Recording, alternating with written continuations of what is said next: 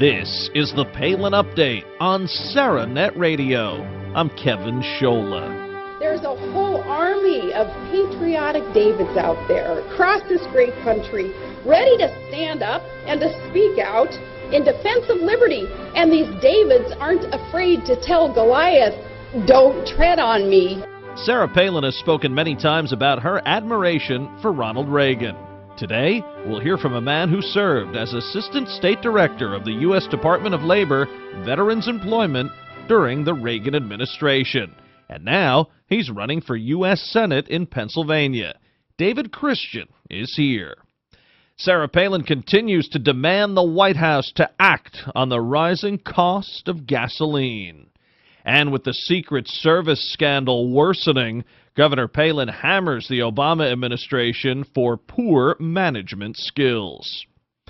Tuesday is primary day in Pennsylvania, and while the presidential race there has cooled considerably with Rick Santorum bowing out, there is a heated scramble for the Republican nod in the U.S. Senate battle. One of the hopefuls, highly decorated Vietnam War veteran David Christian. Captain Christian was awarded the Distinguished Service Cross, 2 Silver Stars, a Bronze Star, 7 Purple Hearts, and 2 Vietnamese Crosses of Gallantry, among other medals. He was also twice nominated for the Congressional Medal of Honor. A true American hero is here. David Christian, thanks for joining us on the Palin Update on SarahNet Radio. Thank you for having me. I just feel that being part of Sarah's network is being part of America. Sir, a big primary for you coming up on Tuesday in the Keystone State. You're running for U.S. Senate, trying to get the nomination to go up against Bobby Casey in November. Tell us about why you should be the guy and what separates you from your primary opponents.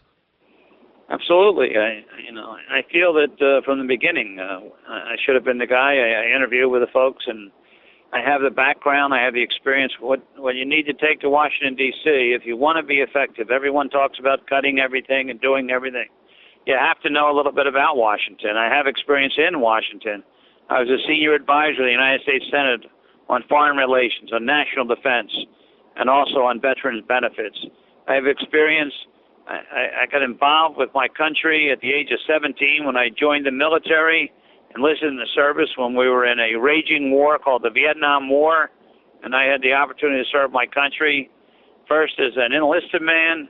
I joined the service, and I enlisted for the Airborne Infantry, very unique. I brought the thing home to my mother to sign. She had to sign the contract because I was under 18, and she broke down crying. She says, "Why are you joining the service? You're the first person in our family to graduate high school." And I said, "Mama, you served with General MacArthur in World War II. Met Dad. We have a family. My older brother was in the service in Vietnam at the time. I didn't think that I didn't join for a war. I thought they were going to send me someplace because I was a smart kid. They're going to, I had a high school diploma. But I went to the Pentagon, talked to the Pentagon, and told them I spoke German. They said, "Congratulations. Hopefully you find a German colony." In Vietnam, I was off to Vietnam, and if you look on your computers, you Google your internet, youngest American military officers in U.S. history, you will see my name at the age of 18. I was commissioned under Alexander Hamilton's name. It'll come up. He was 19 years of age, and I was commissioned 18 years of age and to serve our country. I was Airborne Ranger Special Forces. I had a great opportunity, and it sounds wonderful. 20 years of age, I made captain. Left the service at 21 because of disabilities. I was machine gunned across the chest, stabbed in the left arm. I was paralyzed in the right hand that I'm holding my phone with. I had 40% of my body second, third degree napalm burns. I had to learn a first challenge. I'm Catholic. They gave me the last rites twice.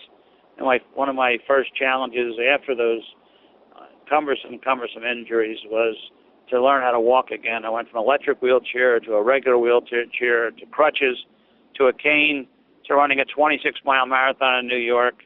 And I said, "God, if you let me complete this marathon, I'll never hurt my body again." He let me complete the marathon, and I'm here with you today. I have a wife. I have 4 children. And what separates me is I'm a Ronald Reagan Republican. My name is David Christian. Ronald Reagan used to hit me in the leg, and he'd say, "Son, we've got to cut the budget. We've got to cut regulations. We've got to cut taxation. We've got to cut the bureaucracy. He said, but if you join with me in doing this, and this was right in the Oval Office in the White House, he said, if you join with me, you're going to have a lot of people that criticize you, and that's the difference in leadership. And I believe in leadership. I believe that leadership is something that you have innately, and you also see other people that have been leaders, and you work with them. I worked with Alexander Haig in Vietnam. He was my battalion commander. I worked with George Patton, the son of Patton from World War II. I worked with Ronald Reagan. And yes, I was a teenager, but I absorbed and I saw and I watched them make difficult decisions in crisis management situations, which were life and death, and decisions for our nation's sons and daughters. And I felt that as a result of that, and as a result of working with Ronald Reagan, seeing him handle crisis situations like the Challenger and whatever else, and cut the budget when people were saying, no, this guy's crazy, and today everybody is using his name, he stayed the course. There was an issue that everybody said, this guy's crazy for staying the course. You can't cut taxes. You can't cut regulation. You can't do this. Exactly what he said happened. Everybody criticized him. However, today, President Barack Obama is using his name and evoking his name as he talks about Washington, D.C., and saying that President Reagan would be happy with Barack Obama. But nobody in America, I can tell you, is happy with high gas prices. No one's happy with for sale signs and foreclosure signs. No one's happy losing their jobs. So it gives me the experience. I created jobs with President Reagan. I created jobs with the U.S. Department of Labor. I created jobs.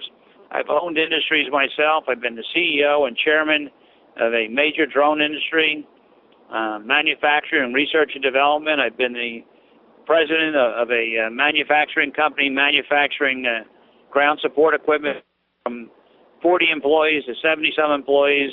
And, I've had to make payrolls. I know what it's like. I've seen my employees come to me and say, look, I do not want to join a union. And I said, it's an open shop. You can do whatever you want. I don't care. And 2 weeks later, they call me up and they say, USOB, you signed me up for the union. I said, what are you talking about? Can you read your pay stub off to me? And they said, yes, you signed me up for the FICA. Are you kidding me? Or what? Yeah, it's tough to read for all of us, right? Yeah, and yet, we're saying, let's take away Social Security. The politicians want us to take Social Security away because they don't want us to investigate Social Security and how they've been robbing the trust fund. We have to protect Social Security. And how can we protect Social Security and lock that trust fund box? We can do it by taking monies away from people that hate your guts, excuse the expression, but they do. They hate my guts. They want to hurt you, possibly kill you, kill me, kill your listeners. And why do they want to do that? It's because we're Americans. The only reason. We're Americans, and they may be jealousy, it may be something that's bred into them from childhood by their parents, whatever, but there are people out there receiving money, receiving compensation and consideration from the United States of America for foreign aid we should not be giving money to because they do not like us. We have to start picking and choosing like a buffet who our real friends are, give them money. 2 weeks before we bombed in Italy, not in Italy, in Libya, our planes took off from Italy, in Naples, Italy. 2 weeks prior to those planes taking off and dropping a bomb that cost them as much as a brand new Cadillac. One bomb cost as much as a brand new Cadillac. Before they did that, we should have signed some agreement because we bombed and no one knows who's in charge in Libya. Libya doesn't want to do anything. They don't want to repay us for helping them secure their nation. Tunisia doesn't want to help us. Egypt doesn't want to help us now. We ended up having no friends. We went from having some friends, partial friends. They may have been nuts, some of them. However, we knew where they were coming from. Raw intelligence is very important. Now we don't know what's going on over there. We have our people being arrested in Egypt, Americans being arrested. We want to intervene. It's a tragic situation, but the Arab Spring is going to turn into an Arab winter. We have to bring our boys back from billions of dollars. Our boys have to come back from Iraq and Afghanistan. Our boys and our sons and daughters, they have to come home because we telegraphed to the enemy that 2014 we're going to bring them home. Well, you bring them home 2014, and guess what's going to happen? Everything's going to collapse. It's just a ridiculous, sad situation at this stage of the game. The morale in the United States of America has never been so low. The morale amongst the U.S. military individuals has never been so low. We have to champion the cause for our friends and neighbors, take care of those that are in need, that are truly in need, but consolidate many of these programs. There's 185 different programs with different directors, deputy directors, assistant deputy directors, all the way down. It's like a pyramid. It's a Christmas tree situation. Before the first dime goes out to anybody that may really need a dime, we've spent tens of millions of dollars again. Why can't we use technology in the government to consolidate those programs from 185 into one or two? I'm not the first one to ask this question. Newt Gingrich asked this question. Many people have asked this question. Sarah Palin's asked this question. The government does not want to consolidate those programs. We're violating the rules that Ronald Reagan espoused, and I'm saying we have to go back to being a Ronald Reagan Republican, cut the bureaucracy, cut the regulations, cut all of this excess spending, and also foreign aid. We have to pick and choose who our true friends are. You cannot buy love. I learned that in Vietnam, and we're trying to do it. President Barack Obama is the commander-in-chief, and we're at an all-time low in morale in the nation and in the military. He's also, I could call him the commander-in-chief of Acorn, and they're at an all-time high. So what is going wrong? And I'm saying we need new leadership. I have proven leadership. I've fallen on the sword for my nation. And when my nation needed me, separate than all the people I'm running against, they had the opportunity. Their nation needed them. There's other people that are running that were around during the Vietnam War. There's people running that were around during Desert Storm. There's people running that were around during every war. Yet they never chose to join any of the military operations when possibly the government needed them. But yet they're asking to serve the military and serve the nation and be a U.S. senator. They don't know anything about the largest agency in Washington, D.C., the U.S. Department of Defense. They're saying they're going to go cut and slice and dice. They're going to end up cutting their fingers off. Sir, Ronald Reagan is someone Sarah Palin often quotes and references, really her political hero, and you've really delved into your connection with President Reagan. That's quite remarkable. Also remarkable is your service. I think that would really bring something to our men and women fighting right now who really need someone who can understand what they're going through, especially in some of the worst situations that you mentioned that are happening right now. One of the things that sticks out on your website, one of your opponents voted for Obama. That can't be going over too well with Republican voters, can it? I was with Republican voters all day today, and they're shocked. They're shocked that he is the endorsed candidate by the backroom state committee. The backroom boys and the backroom girls somehow picked him for the endorsed candidate. And half the state committee asked for an open primary. As a result, in the great state of Pennsylvania, what's happened is the state is running an open primary. There's 5 people that are running. One guy calls himself endorsed, yet independent senators, independent representatives elected in the state of Pennsylvania are endorsing me. People that are row officers that run operations like from the tax collector to the dog catcher, they want to endorse me. The state senators, they want to endorse David Christian. We're getting endorsements from folks, across the country. And people, an endorsement, believe it or not, is someone sends $20.12 to me. They go to my website, davechristian.com. That is a great endorsement because we were knocked off track when they brought a lawsuit. These backroom people, they felt so threatened by my candidacy, and none of the other candidates were challenged and brought into court. And we had people, and they said their handwriting changed. Well, I guess so. Some of the people had strokes. Some of the people registered to vote in 1958. Their handwriting changed in 2012. So as a result, we have a guy who somehow got endorsed. Not only did he vote for, President Barack Hussein Obama, but he also voted for, Senator Sestak, had, fundraisers for one of the most liberal senators, the most liberal senator, and the most liberal senator, and also the most liberal president in the history of our country. He voted for, he worked for, and he left the Republican Party because he said he was dissatisfied.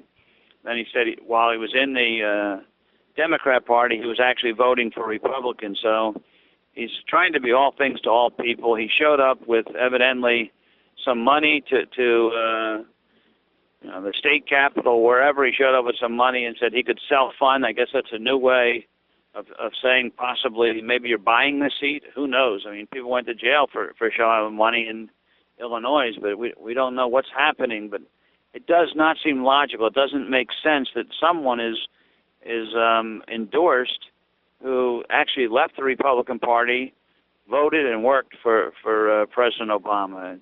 It's tragic. Governor Palin has always been one to go rogue to not only fight the left and the Democrat Party, but also the establishment GOP when necessary. And you've had your troubles with the Republican machine, too, here. I think you touched on it. The party regulars, the party people that are out there in the field, the everyday people, all day I've been with them from early in the morning, and I'm with them all the time, and I go out there all the time, every day, all day. Truthfully, they are with me 24/7. They're saying, we're glad to see you. We knew the young Dave Christian. You helped the party. You helped us. You came into our county. You helped our candidates. You've done all these things, and they're perplexed. They don't understand. The only problem I had is with the party backroom people, and they said the reason they could not endorse me is they could not control me.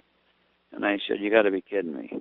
Don't they understand that's exactly what folks who, support Sarah Palin, who support folks like yourself, that's what we're looking for. The people don't want to be controlled, and we don't want our elected officials to. We want them to speak for the people. And David, I think you're hitting it on the head here. Again, one more time, quickly, tell voters how they can help you out here down the stretch drive before Tuesday's vote. Your website one more time. Sure, it's davechristian.com. Please reach out if you get, I'm first on the ballot position in the state of Pennsylvania. So that really has upset the party because they picked me as, in the 5 senators there, I'm number 1 on the ballot position under the presidential candidates.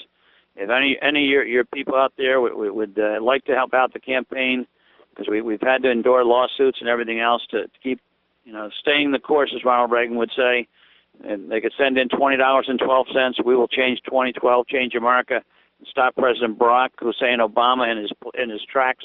Right here in the great state of Pennsylvania. No Democrat has won the White House in the last 50 years without winning Pennsylvania. So I'm ready to stop him, sir. David Christian, best of luck to you, and most importantly, thank you so much for your service. God bless you. Thank you, sir, and your listeners. Remember to head to davechristian.com to find out more on this Patriots run for Senate. After a great response to the special Sarah Palin co-hosted with Eric Bolling on Fox News Channel, the governor continues to beat the drum on fuel costs. She says everyday Americans are feeling the pain at the pump, and she blasted the White House saying there's no excuse for not listening to the solutions highlighted on paying at the pump. As more and more information comes out about the prostitution scandal involving Secret Service members in Colombia, Sarah Palin weighs in. The governor, while appearing on Fox News and the On the Record program, says our president has poor management skills. The Washington Post reported that one of the 2 agents removed as a result of the scandal reportedly posted a photograph of himself guarding Palin during her run for vice president, and he captioned it, "I was really checking her out, if you know what I mean." Palin's response? "Well, check this out, bodyguard, you're fired." She went on to warn President Obama that he better watch out, that Secret Service isn't checking out the First Lady instead of guarding her. Palin adds, quote, "The buck stops with the president, and he's really got to start cracking down and seeing some heads roll. He's got to get rid of these people at the head of these agencies where so many things obviously are amiss. Our president has poor management skills," unquote. Folks, you can follow us on Twitter at SarahNet Radio, and we are now on Facebook, too, so please like SarahNet Radio on Facebook. And if you want to really stick it to the left, pick up one of our new SarahNet Radio bumper stickers. Just email us, send your name and address, and we will send you one of our great-looking new stickers for free. Just go to SarahNetRadio.net and click on Free SarahNet Radio Bumper Sticker. Well, that'll just about do it for this edition of the Palin Update on SarahNet Radio. Visit SarahNetRadio.net for continuing coverage of Governor Palin. I want to thank everyone here at SarahNet Radio. Thanks to David Christian. And Thank you for listening today.